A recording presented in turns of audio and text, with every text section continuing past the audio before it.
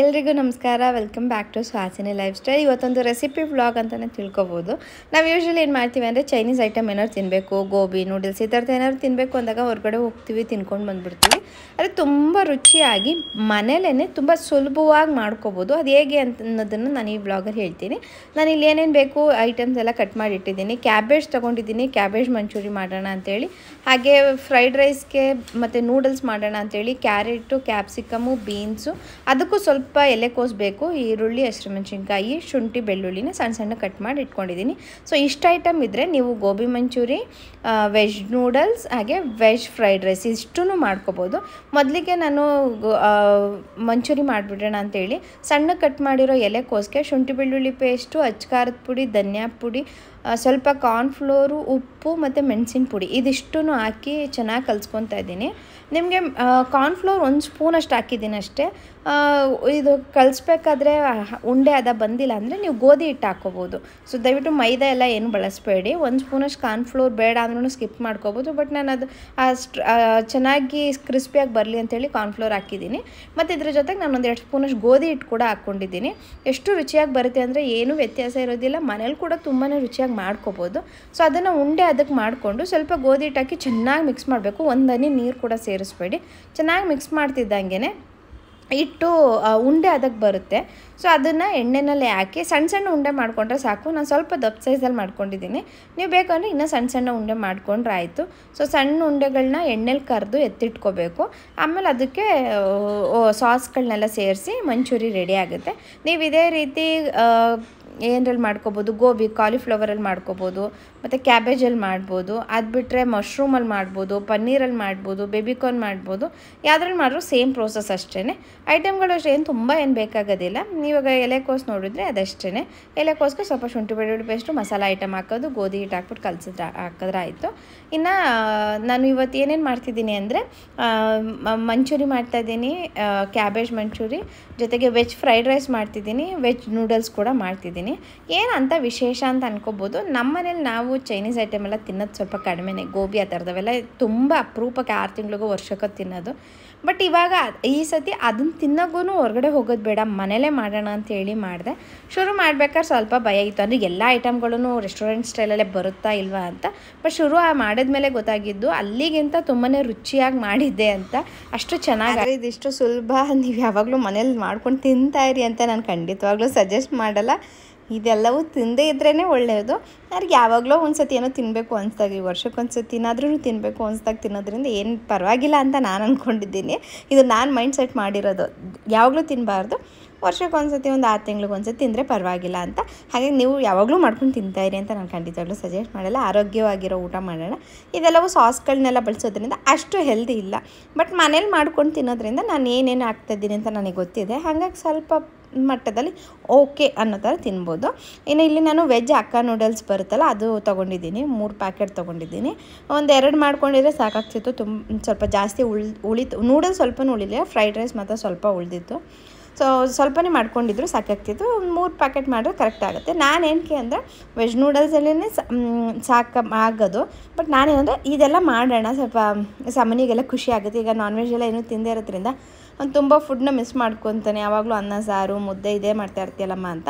ಹಂಗೆ ಸ್ವಲ್ಪ ಬೇರೆ ಥರ ಇರಲಿ ಅಂತ ಮಾಡಿದ್ದು. ಇನ್ನು ನೂಡಲ್ಸ್ನ ನಾನು ಬೇಯಿಸಿ ಸ್ವಲ್ಪ ಉಪ್ಪು ಸ್ವಲ್ಪ ಎಣ್ಣೆ ಹಾಕಿ 1/4 ಭಾಗ ಬೇಯಿಸಿ ಇಟ್ಕೊಂಡಿದ್ದೀನಿ. ಇನ್ನೊಂದು ಪಾತ್ರೆಯಲ್ಲಿ ಎಣ್ಣೆ ಹಾಕಿ ಅದಕ್ಕೆ ಸಣ್ಣ ಕಟ್ ಮಾಡಿರೋ ಶುಂಠಿ, ಬೆಳ್ಳುಳ್ಳಿ, ಹಸಿಮೆಣಸಿನ್ಕಾಯಿ, ಈರುಳ್ಳಿ, ಸ್ವಲ್ಪ ಶುಂಠಿ ಬೆಳ್ಳುಳ್ಳಿ ಪೇಸ್ಟು ಇದಿಷ್ಟೂ ಹಾಕಿ ಚೆನ್ನಾಗಿ ಹುರ್ಕೊಬೇಕು.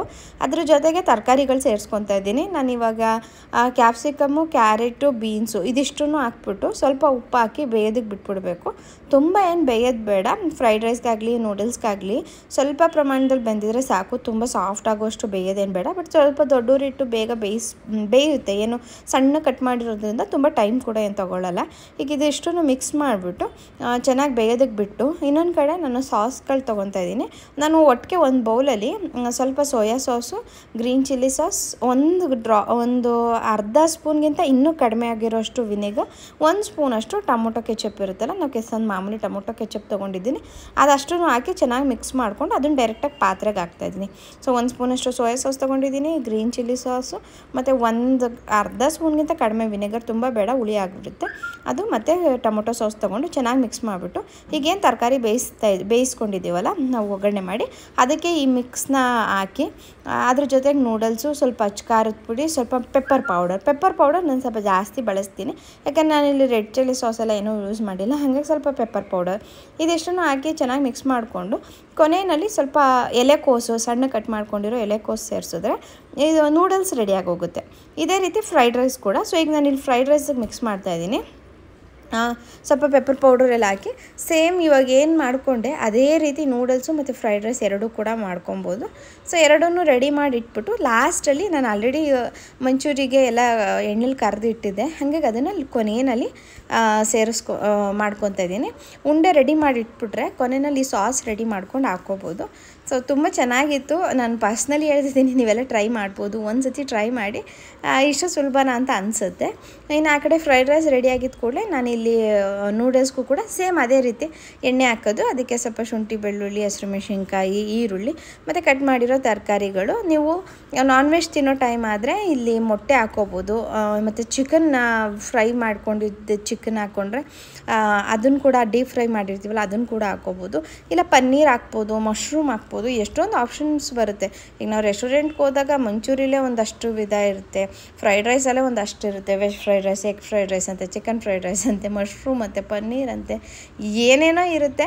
ಏನಿಲ್ಲ, ಇದೇ ರೀತಿ ಸೇಮ್ ಮಸಾಲೆ ಮಾಡ್ಕೊತಾರೆ. ನೀವು ಯಾವ ಫ್ರೈಡ್ ರೈಸ್ ಕೇಳ್ತೀರಾ ಅದನ್ನೊಂದು 2 ಪೀಸ್ ಎಕ್ಸ್ಟ್ರಾ ಹಾಕ್ಬಿಟ್ಟು ಕೊಡ್ತಾರೆ ಅಷ್ಟೇ, ಏನು ಅದರಲ್ಲಿ ಏನು ದೊಡ್ಡ ವಿಷಯ ಇಲ್ಲ. ಹಾಗಾಗಿ ನಾವು ಕೂಡ ಮನೆಯಲ್ಲಿ ಮಾಡಬೇಕಾದ್ರೂ ಕೂಡ ನಾವು ಅದೇ ರೀತಿ ಎಲ್ಲ ಟ್ರೈ ಮಾಡ್ಬೋದು. ಬಟ್ ನಾನು ಇಲ್ಲಿ ವೆಜ್ ಫ್ರೈಡ್ ರೈಸ್ ಅಂತಲೇ ಮಾಡ್ತಿದ್ದೀನಿ, ವೆಜ್ ನೂಡಲ್ಸ್ ಅಂತಲೇ ಮಾಡ್ತಿದ್ದೀನಿ. ಸೊ ಇವಾಗ ಇಲ್ಲಿ ತರಕಾರಿ ಎಲ್ಲ ಒಗ್ಗರಣೆಗೆ ಹಾಕ್ಬಿಟ್ಟು ನಾನು ಇನ್ನೊಂದು ಕಡೆ ಗೋಬಿಗೂ ಕೂಡ ಸಾಸ್ ರೆಡಿ ಮಾಡ್ಕೊಂಬಿಡೋಣ ಅಂದ್ಕೊಂಡು ಕ್ಯಾಬೇಜ್ ಮಂಚೂರಿಗೂ ಸಾಸ್ ರೆಡಿ ಮಾಡ್ಕೊತಿದ್ದೀನಿ. ಇದಕ್ಕೂ ಸೇಮ್ ಅದೇ ರೀತಿ ಶುಂಠಿ, ಬೆಳ್ಳುಳ್ಳಿ ಸಣ್ಣ ಕಟ್ ಮಾಡಿರೋದು, ಹಸಿಮೆಣಸಿನ್ಕಾಯಿ, ಸ್ವಲ್ಪ ಕ್ಯಾಪ್ಸಿಕಮ್ ಹಾಕ್ಕೊಂಡಿದ್ದೀನಿ ಇದಕ್ಕೆ, ಮತ್ತು ಈರುಳ್ಳಿ ಇದೆಲ್ಲನೂ ಹಾಕಿ ನಾವೇನು ಸಾಸ್ಗಳು ಆವಾಗಲೇ ಹೇಳಿದೆ ಅದನ್ನೆಲ್ಲ ಮಿಕ್ಸ್ ಮಾಡಿ ಇಟ್ಟಿದ್ದು, ಜೊತೆಗೆ 1 ಸ್ಪೂನಷ್ಟು ಕಾರ್ನ್ಫ್ಲೋರ್ನು ಕೂಡ ನೀರಲ್ಲಿ ಕಲಸಿ ಇಟ್ಕೊಂಡಿದ್ದೆ. ಸೊ ಅದಷ್ಟೂ ಹಾಕ್ಬಿಟ್ಟು ಚೆನ್ನಾಗಿ ಮಿಕ್ಸ್ ಮಾಡಿ ನಾವು ಉಂಡೆ ಮಾಡಿ ಇಟ್ಕೊಂಡಿದ್ವಲ್ವ, ಎಣ್ಣೆಲಿ ಕರೆದು ಇಟ್ಕೊಂಡಿದ್ವಲ್ಲ ಮಂಚೂರಿ, ಅದನ್ನು ಕ್ಯಾಬೇಜ್ ಉಂಡೆಗಳು ಅದನ್ನು ಇದಕ್ಕೆ ಸೇರಿಸಿದ್ರೆ ಹಾಗೆ ಹೋಗುತ್ತೆ. ಇಷ್ಟೇ, ತುಂಬ ಈಸಿ. ಗೋಬಿ ಮಾಡ್ಕೊಳ್ಳೋದಾಗಲಿ ಮಂಚೂರಿ ಮಾಡ್ಕೊಳ್ಳೋದಾಗಲಿ ಇಷ್ಟು ಸುಲಭ. ಸೊ ಇವಾಗ ಇದು ನೂಡಲ್ಸ್ಗೂ ಕೂಡ ರೆಡಿ ಆಯಿತು. So almost done. ನೈಟ್ ಡಿನ್ನರಿಗೆ ಒಂದೊಳ್ಳೆ ರೆಸ್ಟೋರೆಂಟ್ ಫೀಲ್ ಕೊಡುವಂಥ ಒಳ್ಳೆ ಡಿನ್ನರ್ ಮಾಡ್ಕೊಂಡಿದ್ವಿ.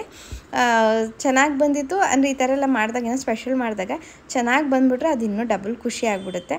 ಸ್ವಲ್ಪ ಏನಾದ್ರು ಹಾಳಾಗಿದೆ ಅಂತ ಅನಿಸ್ಬಿಟ್ರೆ ಸ್ವಲ್ಪ ಬೇಜಾರಾಗುತ್ತೆ. ಚೆನ್ನಾಗಿ ಬಂತಲ್ಲ, ಹಾಗಾಗಿ ಸಖತ್ ಖುಷಿ. ಇನ್ನು ಇದನ್ನು ಉಂಡೆನ ನೀವು ಸ್ವಲ್ಪ ಸಣ್ಣ ಮಾಡ್ಕೋಬೋದು.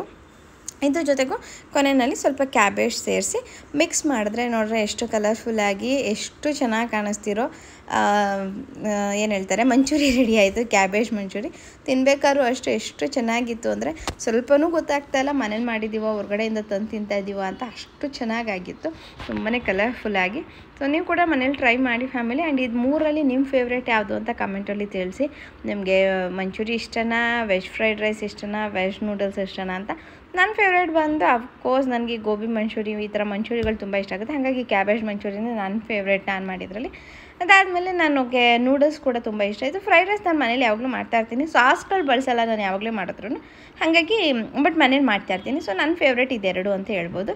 ಸೊ ನೈಟ್ ಊಟಕ್ಕೆ ಇವತ್ತು veg fried rice, veg noodles, ಏನು ಹೇಳ್ತಾರಪ್ಪ ಇದಕ್ಕೆ, ಕ್ಯಾಬೇಜ್ ಮಂಚೂರಿ, ಇದಿಷ್ಟು ನೈಟ್ ಡಿನ್ನರು. ಸೊ ಇದಾಗಿತ್ತು ಫ್ಯಾಮಿಲಿ ಇವತ್ತಿನ ರೆಸಿಪಿ ವ್ಲಾಗ್. ಐ ಹೋಪ್ ನಿಮ್ಮೆಲ್ಲರಿಗೂ ಈ ವ್ಲಾಗ್ ಇಷ್ಟ ಆಗಿದೆ ಅಂದ್ಕೊಳ್ತೀನಿ. ವ್ಲಾಗ್ ಸ್ವಲ್ಪನಾದ್ರು ಇಷ್ಟ ಆಗಿದ್ದರೆ like, comment, share and subscribe. And ಎಲ್ಲರೂ ಟ್ರೈ ಮಾಡಿ ರೆಸಿಪಿ ಈಸಿಯಾಗಿದೆಯಾ ಅಂತ ಕಮೆಂಟಲ್ಲಿ ತಿಳಿಸಿ.